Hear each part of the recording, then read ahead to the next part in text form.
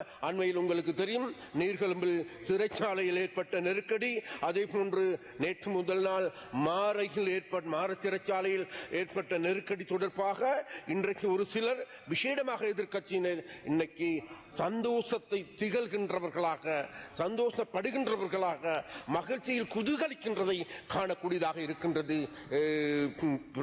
உறுப்பினர் அவர்களே, கௌரவ சபாநாயகர் உறுப்பினர் அவர்களே, விசேடமாக இன்றைக்கு மிகவும் முக்கியமான ஒரு விவாதம் இடம்பெற்றுக் கொண்டிருக்கின்றது. அப்போ அந்த விவாதம் தான் வேறு எதுவுமல்ல, எங்களுக்கு எல்லோருக்கும் தெரியும், இந்த சட்டமூல குறை நிரப்பு பிரேரணை கொண்டு வரப்பட்டிருக்கின்றது.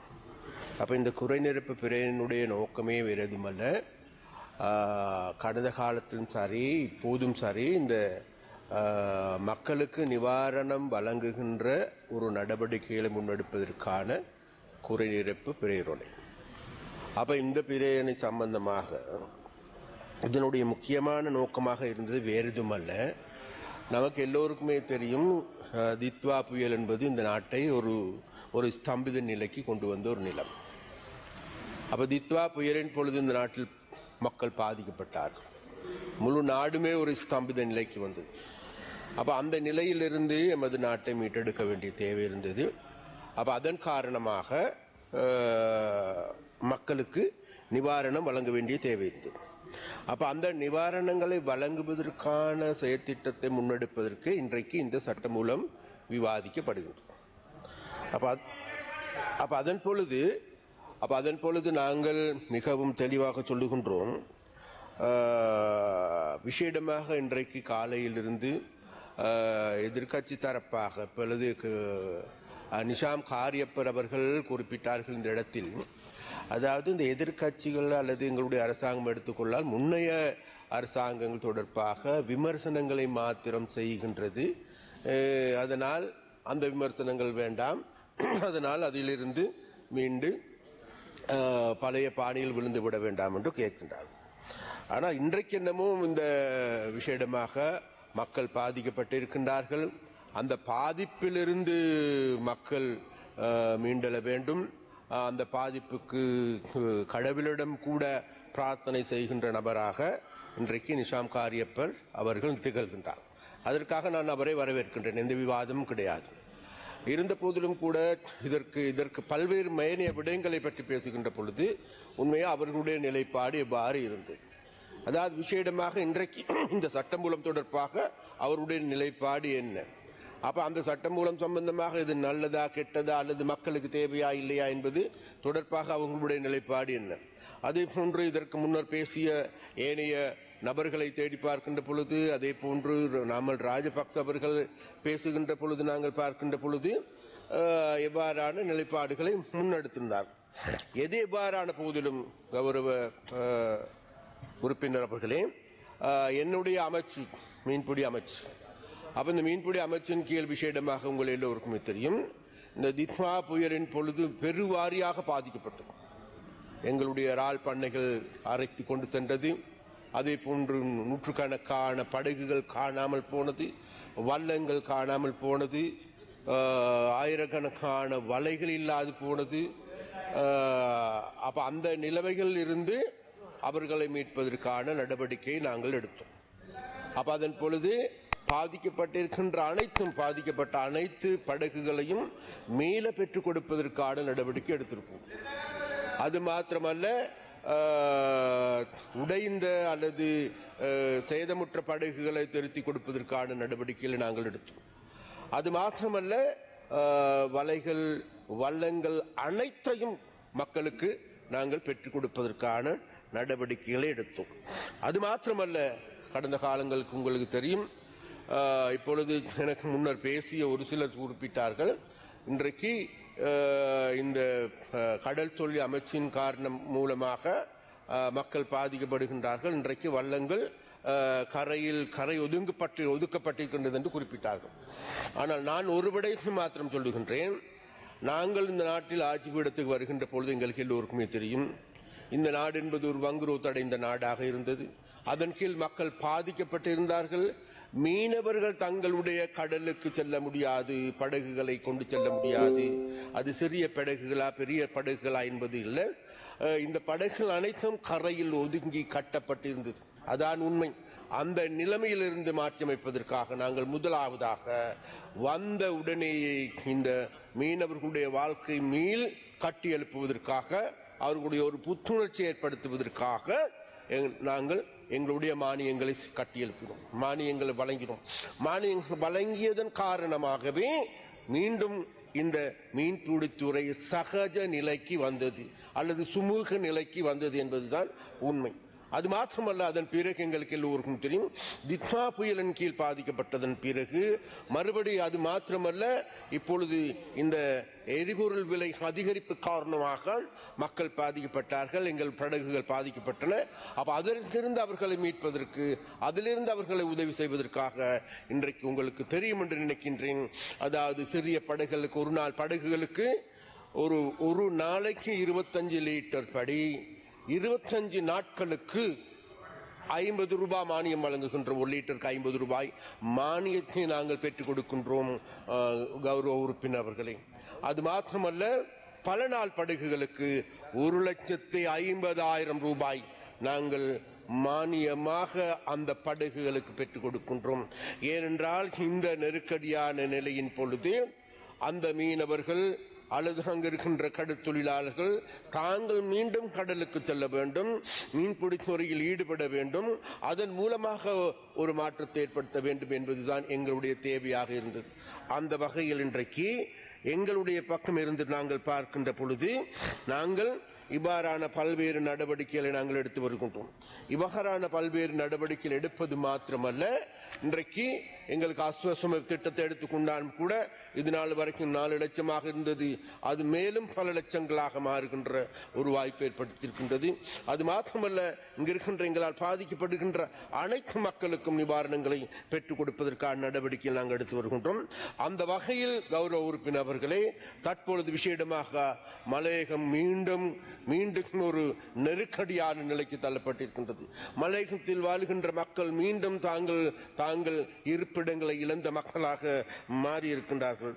அந்த வகையில் நாங்கள் பார்க்கின்ற பொழுது இன்றைக்கும் நூற்றுக்கணக்கான ஆயிரக்கணக்கான குடும்பங்கள், நூற்றுக்கணக்கான மக்கள், அது மாத்திரமல்ல 6க்கும் அதிகமான உயிர்களும் கூட இழந்த பிரதேசமாக இன்றைக்கு மலையகம் காணப்படுகின்றது. அப்ப அந்த மக்களுடைய வாழ்க்கைக்கு மீண்டும் உதவி தேவைப்படுகின்றது, மீண்டும் அவர்களுக்கு நிவாரணம் தேவைப்படுகின்றது. அதனால் நாங்கள் நிச்சயமாக சொல்லுகின்றோம், எங்களுடைய மக்களை விசேஷமாக நாங்கள் முதலில் குறிப்பிட்டது போன்று நேற்றும் கூட எனக்கு சற்று முன்னர் பேசிய ஜீவன் தொண்டமானவர்களும் கூட பல்வேறு புள்ளி விவரங்களை முன்வைத்தார்கள். நாங்கள் சொல்லுகின்றோம், வேறு எதுமல்ல, புள்ளி விவரங்கள் முன்வைக்கின்றது உண்மை. அது மாத்திரமல்ல, அவைகளை நாங்கள் மிக நிராகரிக்கின்ற ஒரு நெகட்டிவான நிலையிலிருந்து நாங்கள் பார்க்கின்ற கட்சி அல்ல. நாங்கள் எல்லாவற்றையும் பாசிட்டிவாக பார்க்கின்ற ஒரு கட்சி என்பது இந்த இடத்தில் நாங்கள் சொல்லிக் கொள்ள வேண்டும். அந்த வகையில் எங்களுடைய அரசாங்கம் என்பது இவ்வாறு பாதிக்கப்படுகின்ற மக்களுக்கு நாங்கள் நிவாரணங்களை பெற்றுக் கொடுப்பதுவே எங்களுடைய தேவை. அது எங்களுடைய மக்கள், அவர்கள் எங்களுக்கு ஆணை வழங்கியிருக்கின்றார்கள். அது மாத்திரமல்ல, இன்றைக்கு அது எங்களுடைய தலையாய கடைப்பாடாகும். அபகாரான நிலையில் தான் இன்றைக்கு அபகாரான நிலைமைகள் நாங்கள் மக்களுக்கான நிவாரணம் வழங்குகின்ற பொழுது, நிவாரண நடவடிக்கை எடுக்கப்படுகின்ற பொழுது இன்றைக்கு இந்த எதிர்கட்சியின் சார்ந்தவர்கள் இன்றைக்கு அனைவருமே இன்றைக்கு கூடுதலாக இன்றைக்கு இந்த நீதித்துறை சம்பந்தமாக, நீதிபதிகள் சம்பந்தமாக, போலீஸ் மாதிர் தொடர்பாக, அது மாத்திரமல்ல லஞ்ச ஊழல் ஆணைக்குடைய தலைவர் தொடர்பாக, இவ்வாறான அது மாத்திரமல்ல போலீஸ் பாதுகாப்பு செயலாளர் தொடர்பாக இன்றைக்கு இவர்களுடைய கூடுதலான பேச்சுகள் அடிப்படுகின்றது. அவ்வாறான பேச்சுக்கள் அடிப்படுவதற்கான காரணத்தை நாங்கள் தேடி பார்க்கின்ற பொழுது, கௌரவ உறுப்பினர் அவர்களே, இது நாள் வரைக்கும் இந்த நாட்டில் நாங்கள் மீண்டும் மீண்டும் உச்சரிக்க வேண்டிய தேவை இருக்கின்றது. நாங்கள் மக்களிடம் ஆணையை கேட்டம் வேறதற்கும் அல்ல, மக்கள் ஆணையும் வழங்கினார்கள். அது மாத்திரமல்ல, மக்களுடைய பிரதான சுலோகமாக இருந்தது வேறதும் அல்ல, இந்த நாட்டில் லஞ்ச ஊழல் மோசடியில் இருந்து இந்த நாட்டை மீட்டெடுக்க வேண்டும், அல்லது அந்த லஞ்ச ஊழல் மோசடியில் ஈடுபட்டவர்களுக்கு எதிராக சட்ட நடவடிக்கை எடுக்கப்பட வேண்டும். அந்த நடவடிக்கை இன்றைக்கு ஆரம்பமாக இருக்கின்றது, துரிதமாக இருக்கின்றது. அதற்கு இன்றைக்கு எங்களுடைய போலீஸ் திணைக்களம் சுயாதீனமாக இயங்குகின்றது. போலீஸ் அதிபர் சுயாதீனமாக இயங்குகின்றார்கள். அது மாத்திரமல்ல, லஞ்ச ஆணைக்குழு சுயாதீனமாக இயங்குகின்றது, வேகமாக இருக்கின்றது, துரிதப்படுத்துகின்றார்கள். அதே போது இன்றைக்கு எல்லோருக்குமே தெரியும், தற்போது எங்களுடைய பிரதம நீதியரசர் எடுத்துக்கொண்டாலும் கூட உண்மையிலேயே சட்டத்தை சரிவர நடைமுறைப்படுத்துகின்ற நபர்களாக மாறி இருக்கின்றார்கள். அது மாத்திரமல்ல, இன்றைக்கு பல்வேறு நீதிமன்றங்களை உருவாக்கி அதாவது எங்களுடைய குற்றச்செயல்கள் அதிகரித்திருக்கின்றது. இந்த குற்றச்செயல்களில் இருந்து எங்களை மக்களை மீட்க வேண்டும், அல்லது இந்த குற்றச்செயல்களில் உண்மை என்ன என்பதை நாங்கள் கண்டு கொள்ள வேண்டும். அந்த வகையில் இன்றைக்கு புதிய நீதிமன்றங்கள் மூலமாகவும் பல்வேறு நடவடிக்கை எடுக்கப்படுகிறது.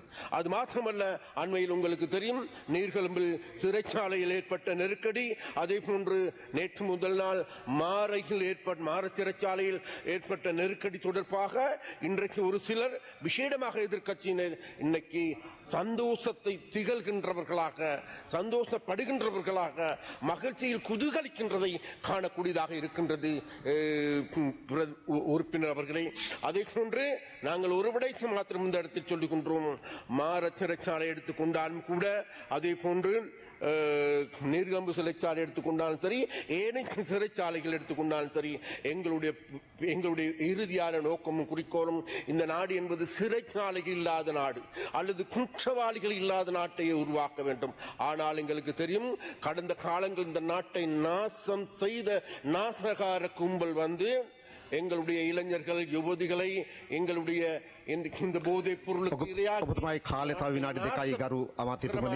பாதைக்கு தள்ளியதன் விளைவாகவே இன்றைக்கு அவர்கள் சிறைக்கு தள்ளப்பட்டிருக்கின்றார்கள்.